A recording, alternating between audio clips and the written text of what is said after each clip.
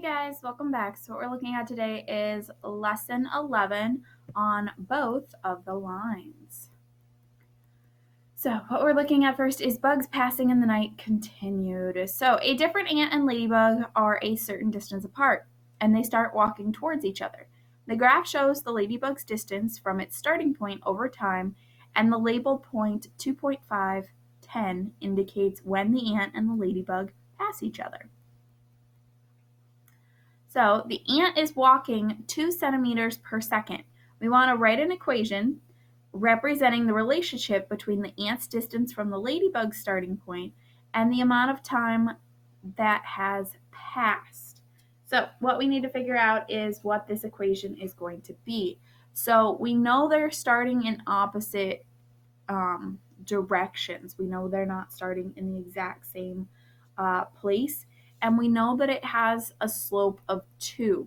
So we need to figure out in 2.5 seconds how far it would have gone. So 2 times 2.5 is going to equal 5. So that means it walked 5 centimeters in 2.5 seconds. So if we look at where it's at after 2.5 seconds, it's at 10. So that means its starting point needs to be here at 15. It needs to be 5 sooner, so that way it can go down to this point and then continue on, because that's when they pass, remember. So our equation is going to be d equals negative 2t plus 15. So now we're going to take and draw this on the graph.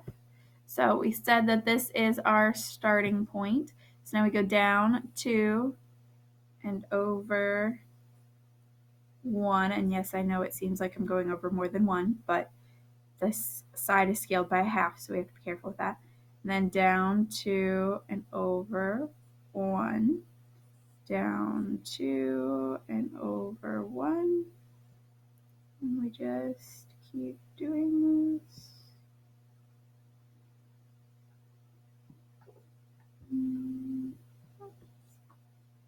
Alright, so this is our line. I'm going to try and connect these points, but by all means, you guys' will be much nicer looking than mine. Oh yeah, because mine is very, very wonky. Okay, let's see. Kind of, sort of. You get the idea. It should go through all those points. Mine doesn't quite succeed at that, but it's close.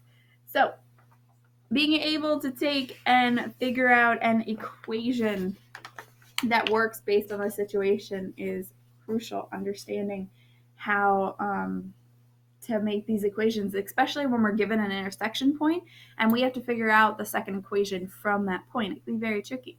So you have to be very, very careful. So your keyword for this lesson is intersect. Intersect. All right, a close race. Elena and Jada were racing 100 meters on their bikes. Both racers started at the same time and rode at a constant speed. Here's a table that gives information about Jada's bike race. So, time from start, 6 seconds. Distance from start, 36 meters. Time from start, 9 seconds. Distance, 54 meters. So what we want to take and do is graph the relationship between distance and time for Jada's bike race, and we're going to label our axes.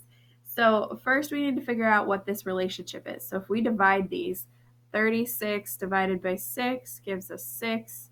54 divided by 9 gives us 6. So she's traveling at 6 meters per second.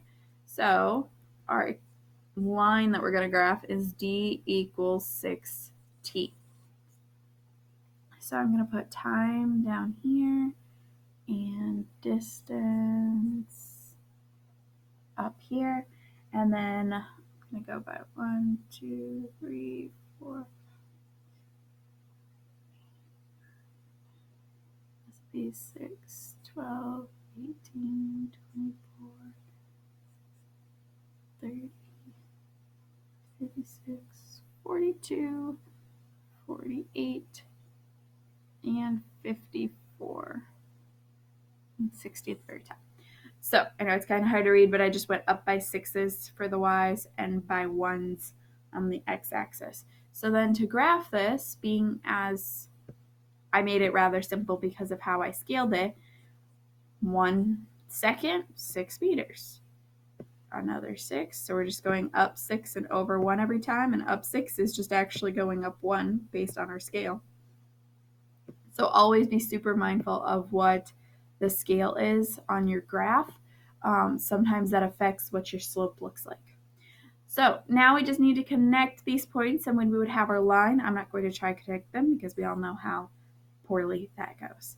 All right, Elena traveled the entire race at a steady 6 meters per second. On the same set of axes, graph the relationship between the distance and time for Elena's bike race. So they're the exact same.